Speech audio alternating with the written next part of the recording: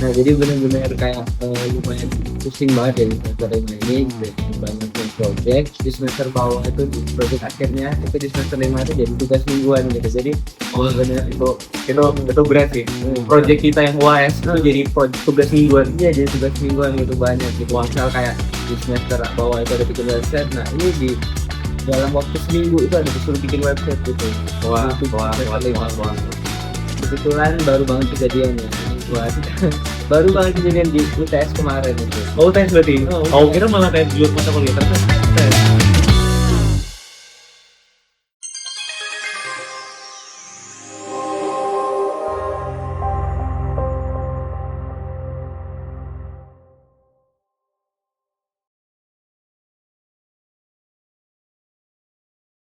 Halo, selamat pagi, selamat sore, selamat malam Datados. Kembali lagi dengan podcast Teknologi Sains Data Dialogs. Dengar kita berdialog.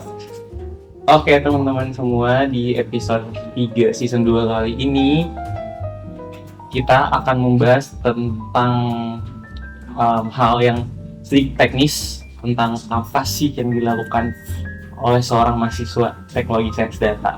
Nah, hal teknisnya itu apa? Adalah project. Yes. Sebelum kita lebih lanjut lagi, aku mau perkenalan dulu. Perkenalan mengenai saya.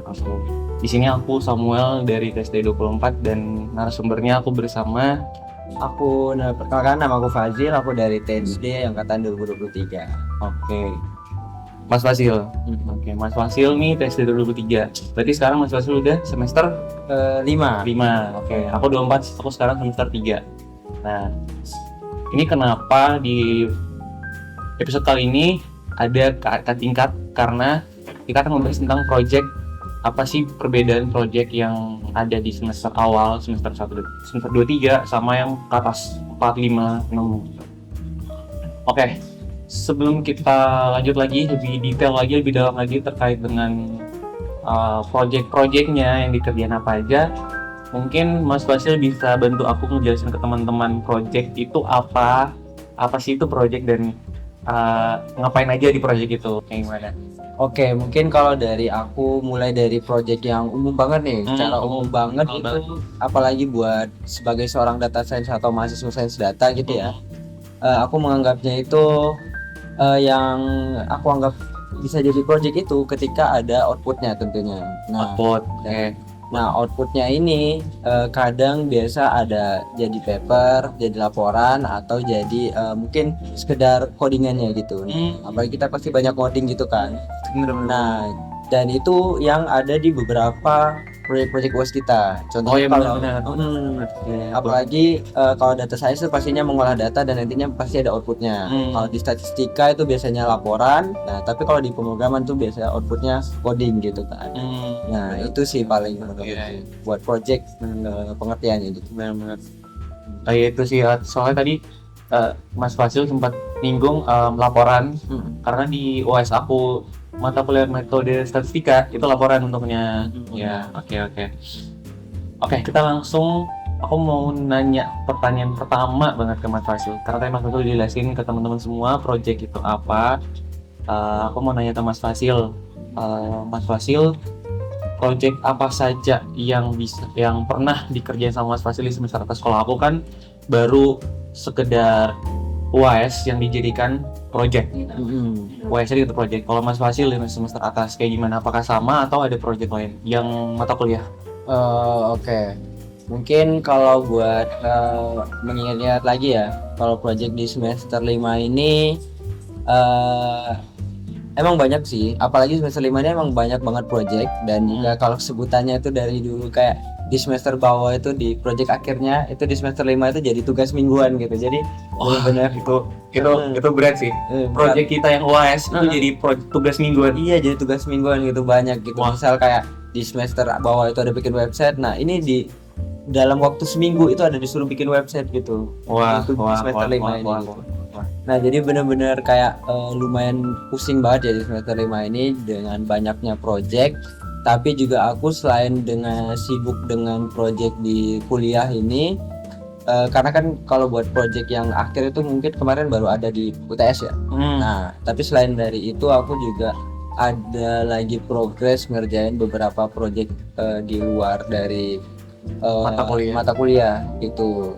Ada yang dari lomba, ada yang organisasi, dan juga ada yang aku kebetulan juga ikut penelitian dosen gitu, atau mungkin project dosen. Nah itu yang aku kerjain gitu buat project yang lagi aku kerjakan lah di semester 5 ini gitu. Oke. Cukup banyak ya dari mata kuliah, UAS-nya ada juga project luar mata kuliah. Iya benar, banyak banget. Oke.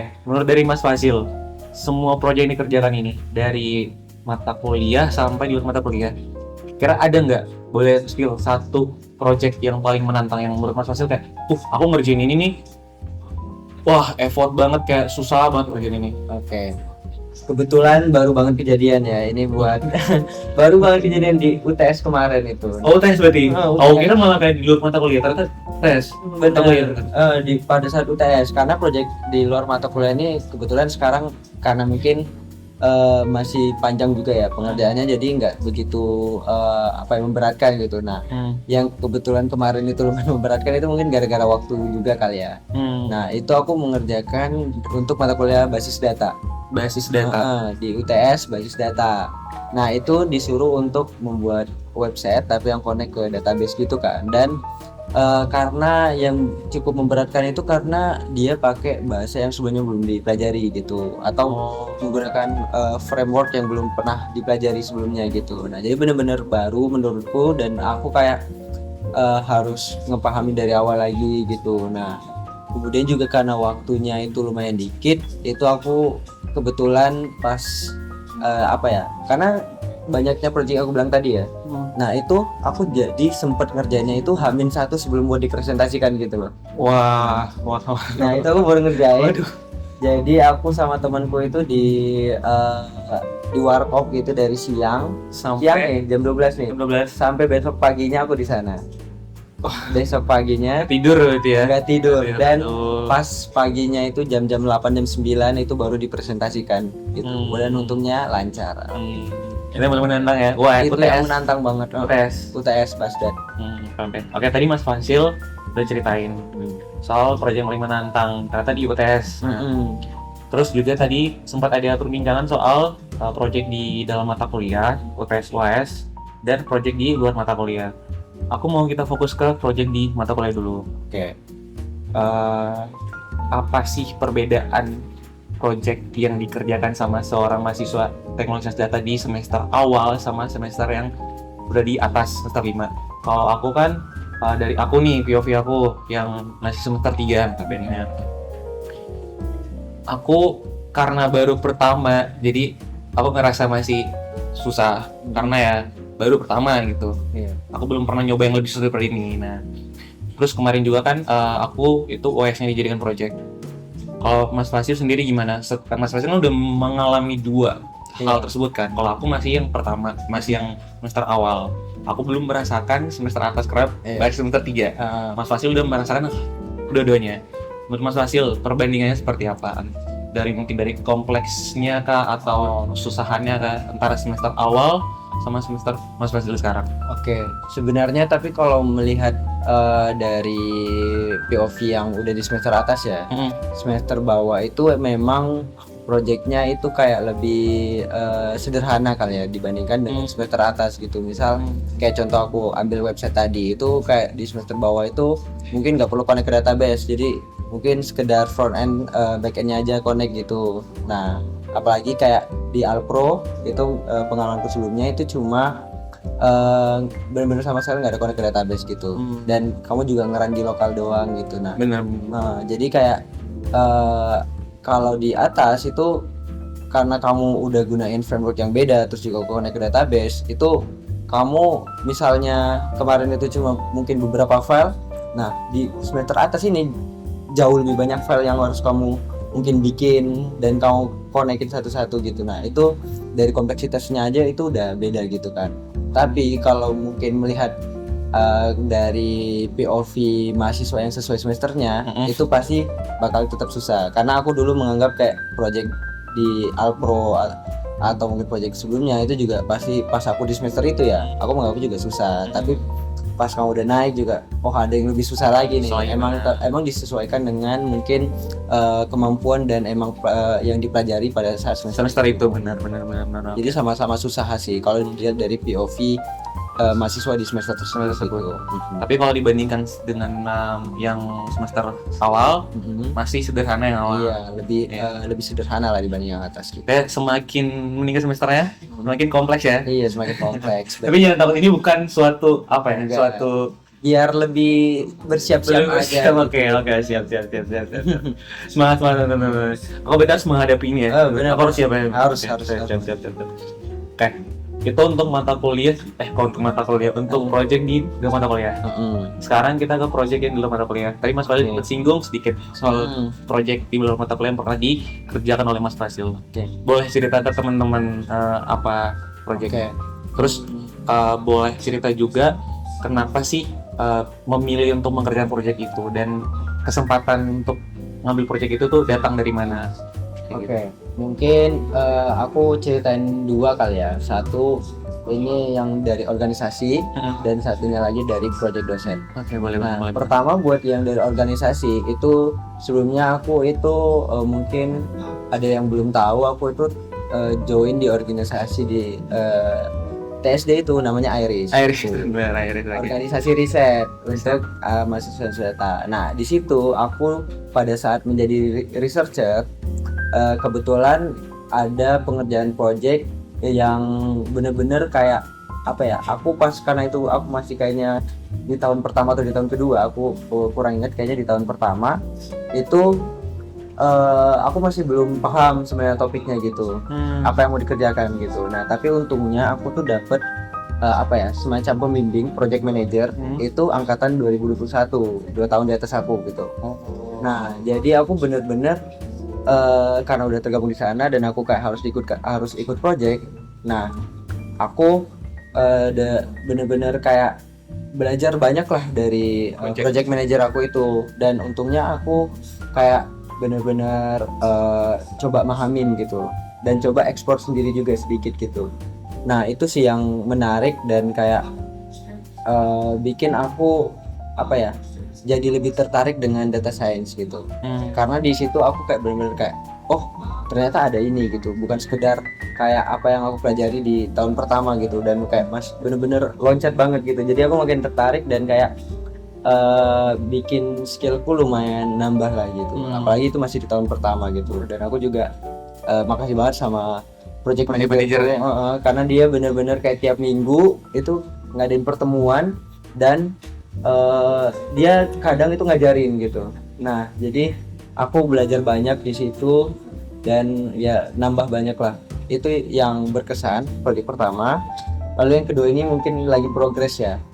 Ini buat dosen. Nah, kalau buat project dosen ini itu aku ikutnya ya pasti dosen itu akan ada mungkin di pas di kamu di tahun kedua atau tahun ketiga itu akan buka rekrutmen lah gitu. Nah, tapi project dosen ini. Iya, buat penelitian atau project dosennya. Nah, kalau buat mungkin gimana ya biar bisa ikut lah gitu.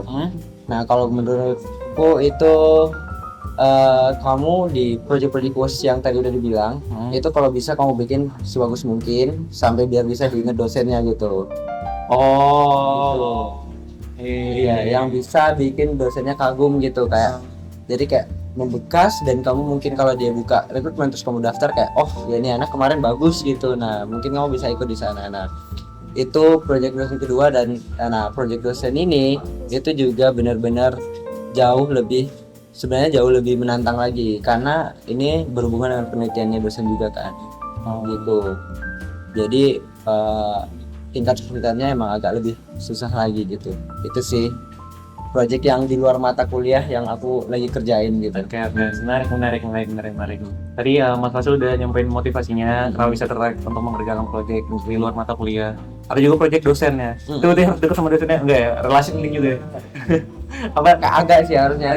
At least kamu menjaga hubungan baik dengan dosen. Benar.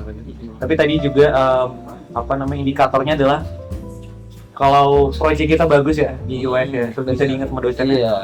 Iya. Oke.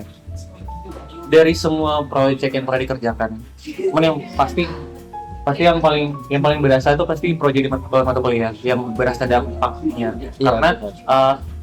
itu tuh pasti dikerjakan atas dasar kemauan sendiri, bukan kayak proyek mata kuliah yang benar-benar kita ngerjain berdasarkan apa namanya tanggung jawab kewajiban mata kuliah tersebut untuk mengerjakan. Nah, oke, dari proyek di luar mata kuliah mungkin menurut Mas Fasil manfaatnya apa aja yang Mas Fasil udah dapat?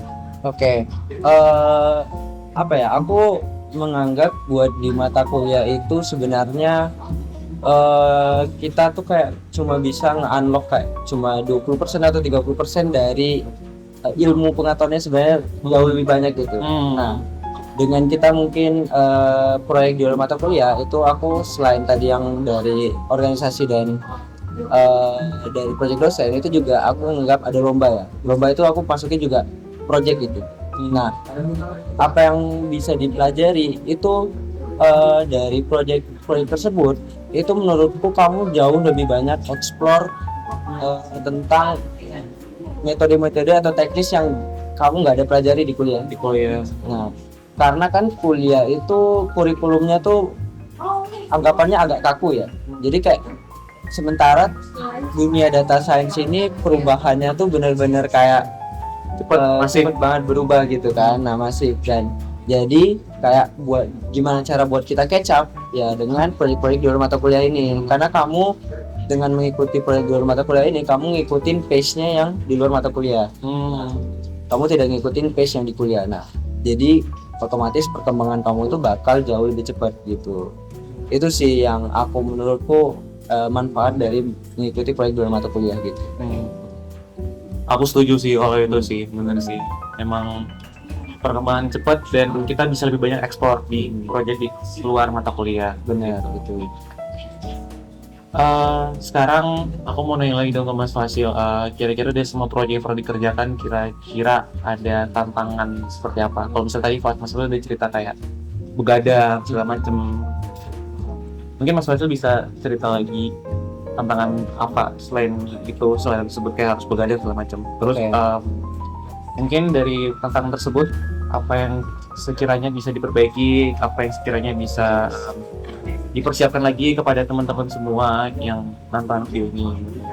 Oke, kalau buat tantangan sendiri ya, sebenarnya kalau tadi kan begadang itu secara umum ya. Nah, kalau tantangan yang ditemuinya itu kenapa bisa begadangnya ini kan yang penting gitu ya. Benar. Nah, pastinya yang pertama itu jangan deadliner. Nah, kalau betul banget. walaupun kita semua pasti banyak banget yang deadliner di sini, tapi kalau bisa sebisa mungkin itu jangan deadliner, kalau bisa dicicil karena kita nggak ada yang tahu error codingan atau mungkin pengolahan data yang salah itu bakal kejadian kapan. Nah, jadi kayak kalau bisa itu dicicil sehingga kamu ketika ada masalah tersebut kamu bisa mengatasinya dengan cepat gitu.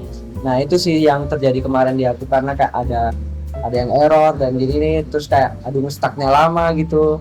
Dan itu yang kadang menghambat buat di proyek ini. Terus kemudian kamu perlu benar-benar banyak belajar apalagi sebelum kamu bakal menghadapi proyek tersebut.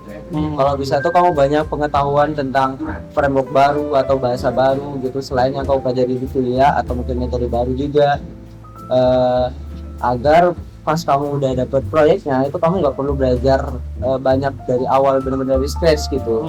Jadi kamu udah dasarnya tuh udah banyak gitu. Nah, itu sih mungkin tips dari aku buat ngejar proyek-proyek itu. Bener banget. Yang pertama itu sih jangan deadliner sama dipersiapkan lagi untuk proyeknya. Karena ya menurut aku juga pribadi project itu nggak bisa banget buat dikerjain se-deadline gitu, nggak bisa banget. Bener sih. Oke, mungkin bagi teman-teman yang masih deadliner sama proyeknya jangan diulangi lagi ya. Karena emang ini apa ya, kita ngelakuin itu yang kena yang terima dampaknya kita sendiri gitu sebenarnya. Benar banget. Oke. Itu sebenarnya udah terakhir sih yang menjadi tips bagi teman-teman yang nonton video ini, yang nonton podcast ini. Pertama tadi jangan dari deadliner, sama yang kedua banyakin belajar untuk persiapan proyek tersebut. Oke, ini general, misalnya berlaku untuk di mata project- kuliah dan di luar mata project kuliah. apapun yang di mata kuliah ataupun di luar mata kuliah gitu. Oke. Itu tipsnya teman-teman. Oke, mungkin itu aja sih sekian dari episode kali ini. Terima kasih banyak Mas Fasil udah Iya, dengerin makasih. episode-nya. Sangat bermanfaat. Semoga teman-teman bisa menerima insight-insight ini, bisa menerapkan tips-tips yang tadi supaya proyeknya lancar aja. Iya. Oke, sekian aja dari aku dan Mas Fasil. Kami pamit undur diri dan sampai jumpa di episode berikutnya. Bye-bye. Bye.